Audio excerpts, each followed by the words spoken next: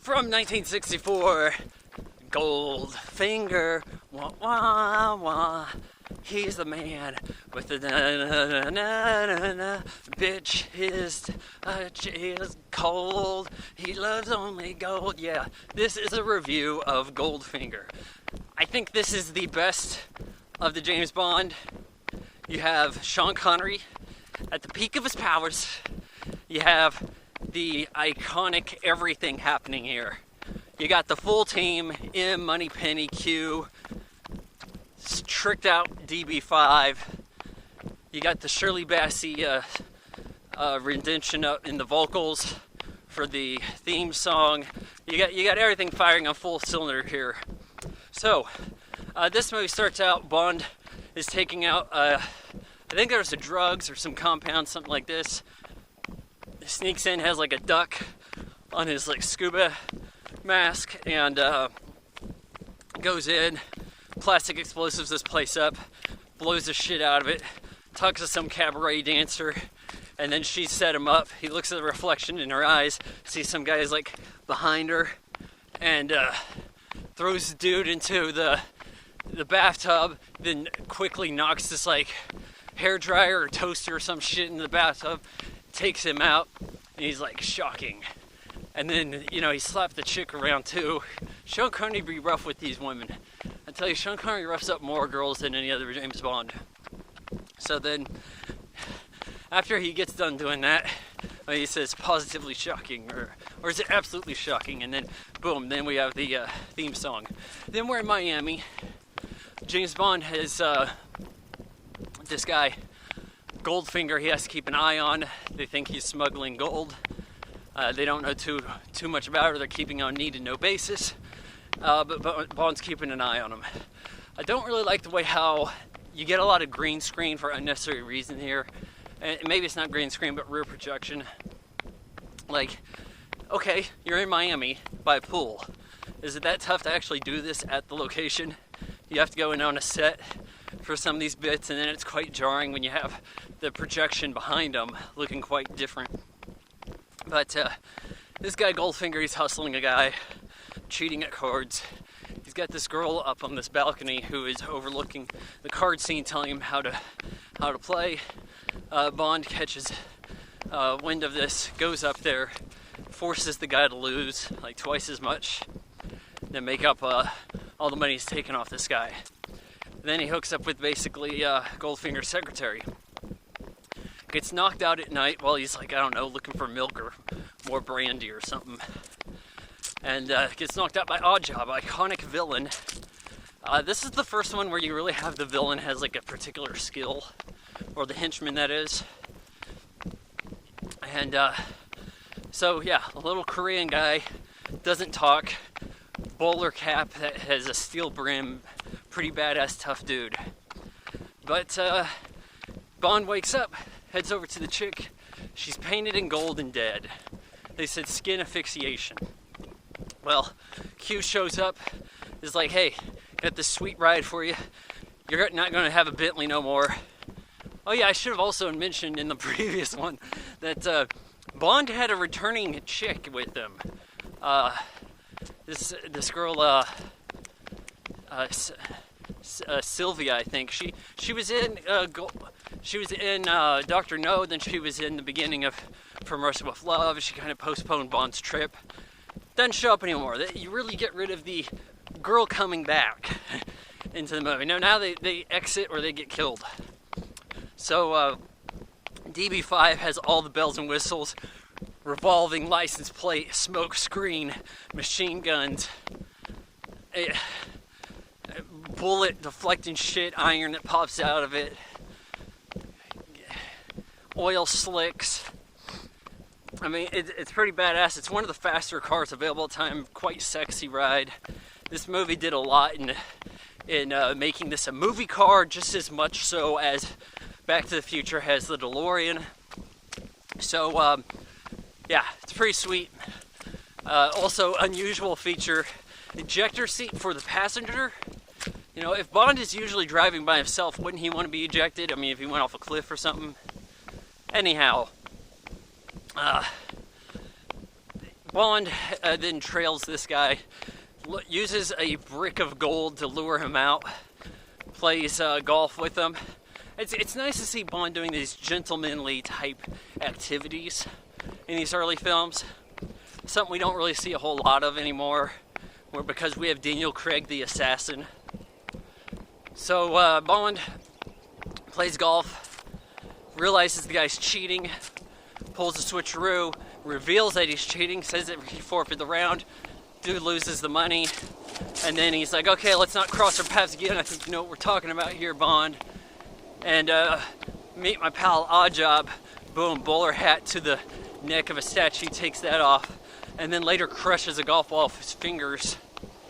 We had a villain do something similar with a pair of dice in Octopussy. So Bond actually continues following this guy, trying to find out how he's smuggling gold. Gets shot at by this girl, Case, I believe, was her name here. Or was it Masterson? No, God, dude, Case. It's Masterson. So, boy, I'm getting ahead of myself here. So, she shoots at Bond, but it was actually trying to hit Goldfinger up in the mountains. And Bond catches up with her, takes her car out because he has all kinds of gadgets on the DB5. Spun shit around in the hubcaps, messed up her car pretty good, gives her a lift. Inadvertently meets up with her later as he's trying to spy on Goldfinger, realizes she's the sister of the girl who got painted in gold and killed, and then Bond kind of gets her killed too. He's like, hey, run into the forest, the guys are chasing us. Boom, she gets hit in the head with the steel brim on the Oddjob's cap. Bond then has to, they kind of let Bond drive his car back to the scene of where they're going to capture him, kind of a weird move. But then Bond uses this as a chance to display the passenger ejector seat, which doesn't launch anybody any higher than the roof. And I can imagine this being more fantastic today, as you saw in Spectre. So he then crashes in because he saw this mirror in front of him, thought another car was playing chicken with him, crashed, gets captured. Iconic scene where he's put on this table and he has a laser going up to his crotch. He's like, hey, you expect me to talk, Goldfinger? No, Mr. Bond, I expect you to die. Gert Fröbe here is really quite good as Goldfinger. He's not like a terribly imposing guy, but you can see how, despite being shown as kind of a joke at the beginning, how we're kind of laughing at him, we see that just makes him angry. And you get the sense that this isn't a guy you want to cross in this sense. He says, you know what, I've got 008's going to come here. It doesn't matter if you kill me. They're going to send more people if I don't report. Well, you know what? What do you know? Oh, I heard about this Operation Grand Slam. I'll mention Grand Slam. Oh, it's just something you overheard. Well, you know what? Maybe you're worth more to me alive than dead. Knocks him out. He wakes up on a plane. Oh, hey, who are you? I'm Pussy Galore. Oh, really? I must be dreaming. Yeah, this gal, Honor Blackman, Pussy Galore. I think she's 39 at the time of this. Looks pretty good for 39. I didn't think she was that old. I mean, she had a kind of older type voice, you know, like a mature voice. Older than Sean Connery here. And she's a pilot. They're over in, I think, Tennessee or Kentucky. Now, Shirley's Kentucky. They mentioned horse racing and some shit. I think that's where Fort Knox is. The plan here is that, as Goldfinger reveals, he's borrowed a whole lot from all these gangsters. He's going to put this nerve gas over Fort Knox, knock out all these guards for 24 hours, swoop in, and not steal the gold, but radioactively destroy it. It won't be good for like 55 years, 57 they said, something like that. Making the value of his gold better. Because it's actually, if you're holding a shitload of gold, oh, by the way, he made body panels out of his Rolls Royce into gold. That's how he's smuggling. Okay, so we got that done. Instead of the logistics nightmare of moving this gold, you take it out of the circulation there. You know, if the U.S. is holding it and never using it, does it really drop value? I don't know about this. Anyways, I think it's a pretty clever-ass plan. Bond agrees. Bond is shown around. Felix is there. This is the first time we have a different Felix, much older than Jack Lord. And he's like, well, I'm spying on James Bond here. He's got a tracking device that's smaller than the one he had in Skyfall. God damn, like over 40 years later, 50 or some shit.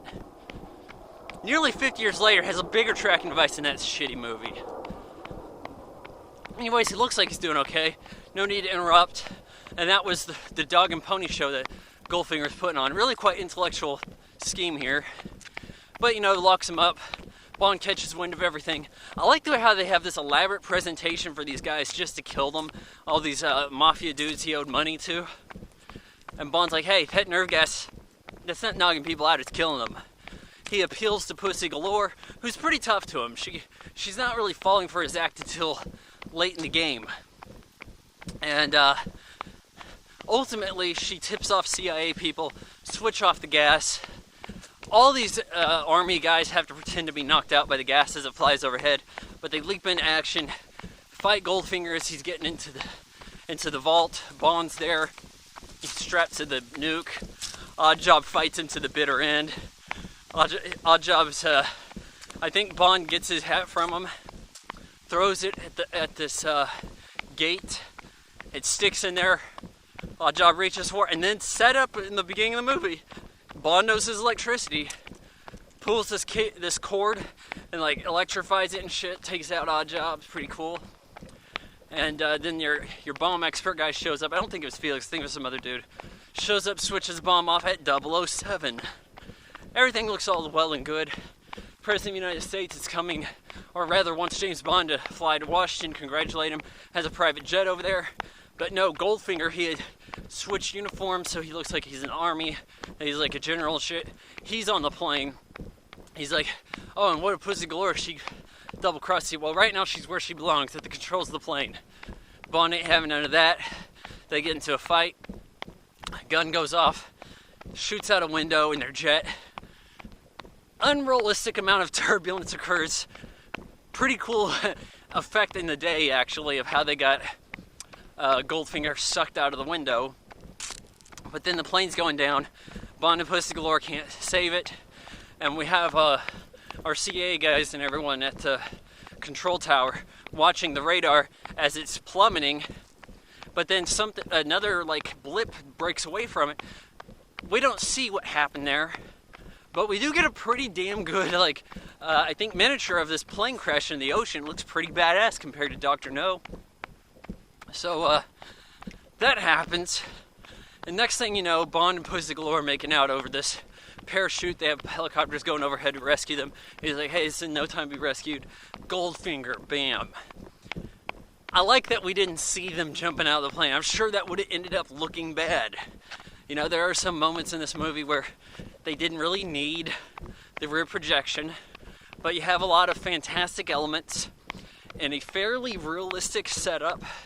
It doesn't involve Spectre, with the second movie establishing that Dr. No works with Spectre. I guess it's a little unusual to not continue with the Spectre angle here. But, you know, you got unique and memorable setup here. A lot of the iconic stuff is really taken to the level where it becomes iconic in this one. One of the best sequels made. I don't think it gets a lot of credit for that, because each of these almost serve as a standalone film, not really continuing a story. Goldfinger, 4 out of 4 stars, deal with it.